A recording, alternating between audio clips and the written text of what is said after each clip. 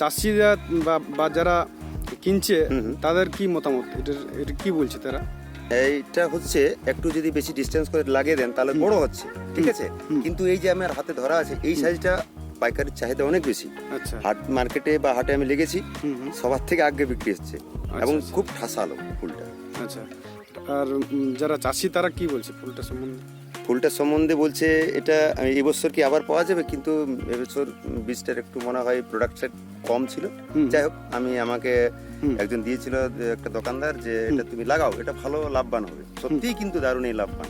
আচ্ছা, আরেকটা বড় কথা আছে যেটা আমি পার্সোনাল কথা বলছি, এই কয়েকদিন আগে এখানে বরফ বৃষ্টি হয়ে গেল, আচ্ছা, উল পাথর হয়েছিল না? হয়েছিল, কিন্তু এটা একটা দারুণ ব্যাপার। উল পাথরের পরেও যে এত সুন্দর আছে তার কারণটা হচ্ছে যে পাতাটাকে সে কি সুন্দর সেই ছেলে যেন মায়ের কোলে যেমন থাকে ঠিক সেরকম লুকিয়ে রাখার মতো ব্যাপারটা। পুরো পুরো মানে কপিটা পুরো ঢাকা থাকে। ঢাকানো। এই যে এত সুন্দর, একটা তো ফুলেতে দাগ নেই দেখুন এটাতে, ঠিক আছে, এটা তো দারুণ, এটা খুবই।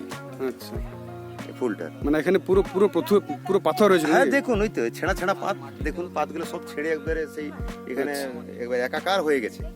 কিন্তু এটা একটা দারুণ, আমি নিজেও ভাবতে পারি না যে ফুলটা আমার ভালো আছে। সকালে এসে দেখি বাবা ফুল তো ভালোই আছে মোটামুটি। আচ্ছা, আর অন্য লোকও বলছে আপনার বাড়ি থেকে পাথর হয় নাই, বলছে পাথর হয়েছে, কিন্তু কিভাবে যে এটা হয়েছে পরে দেখি না পাতাটার জন্য বেঁচে গেছে। আচ্ছা। এটা দারুণ।